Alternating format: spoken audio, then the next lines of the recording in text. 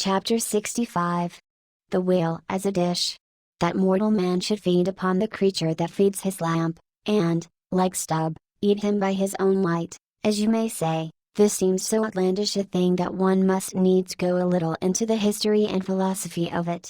It is upon record, that 3 centuries ago the tongue of the right whale was esteemed a great delicacy in France, and commanded large prices there. Also, that in Henry VIII's time, a certain cook of the court obtained a handsome reward for inventing an admirable sauce to be eaten with barbecued porpoises, which, you remember, are a species of whale. Porpoises, indeed, are to this day considered fine eating. The meat is made into balls about the size of billiard balls, and being well seasoned and spiced might be taken for turtle balls or veal balls. The old monks of Dunfermline were very fond of them. They had a great porpoise grant from the crown. The fact is, that among his hunters at least, the whale would by all hands be considered a noble dish, were there not so much of him, but when you come to sit down before a meat pie nearly 100 feet long, it takes away your appetite. Only the most unprejudiced of men like Stubb, nowadays partake of cooked whales, but the Esquimaux are not so fastidious. We all know how they live upon whales, and have rare old vintages of primal train oil. Sagranda, one of their most famous doctors, recommends strips of blubber for infants, as being exceedingly juicy and nourishing. And this reminds me that certain Englishmen, who long ago were accidentally left in Greenland by a whaling vessel, that these men actually lived for several months on the moldy scraps of whales which had been left ashore after trying out the blubber. Among the Dutch whalemen these scraps are called fritters, which, indeed, they greatly resemble, being brown and crisp, and smelling something like old Amsterdam housewives' donuts or Lee cooks, when fresh. They have such an eatable look that the most self-denying stranger can hardly keep his hands off. But what further depreciates the whale as a civilized dish, is his exceeding richness. He is the great prize ox of the sea, too fat to be delicately good. Look at his hump, which would be as fine eating as the buffalo's, which is esteemed a rare dish, were it not such a solid pyramid of fat. But the spermacety itself, how bland and creamy that is, like the transparent, half-jellied, white meat of a coconut in the 3rd month of its growth, yet far too rich to supply a substitute for butter. Nevertheless, many whalemen have a method of absorbing it into some other substance, and then partaking of it.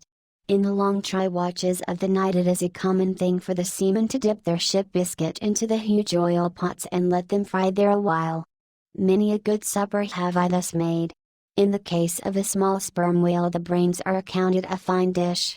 The casket of the skull is broken into with an axe, and the 2 plump whitish lobes being withdrawn precisely resembling 2 large puddings, they are then mixed with flour, and cooked into a most delectable mess in flavor somewhat resembling calf's head, which is quite a dish among some epicures, and everyone knows that some young bucks among the epicures, by continually dining upon calf's brains, by and by get to have a little brains of their own, so as to be able to tell a calf's head from their own heads, which indeed requires uncommon discrimination.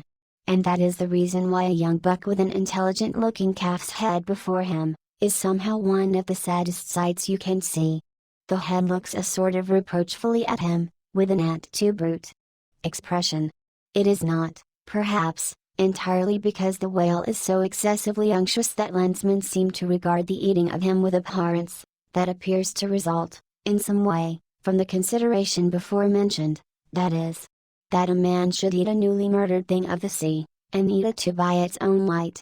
But no doubt the first man that ever murdered an ox was regarded as a murderer. Perhaps he was hung, and if he had been put on his trial by oxen, he certainly would have been, and he certainly deserved it, if any murderer does. Go to the meat market of a Saturday night and see the crowds of live bipeds staring up at the long rows of dead quadrupeds. Does not that sight take a tooth out of the cannibal's jaw? Cannibals. Who is not a cannibal? I tell you it will be more tolerable. For the Fiji that salted down a lean missionary in his cellar against a coming famine, it will be more tolerable for that provident Fiji, I say, in the day of judgment, than for the civilized and enlightened Gourmand who nailest geese to the ground and feastest on their bloated livers in thy patfoy grobet Stubb. He eats the whale by its own light, does he? And that is adding insult to injury, is it?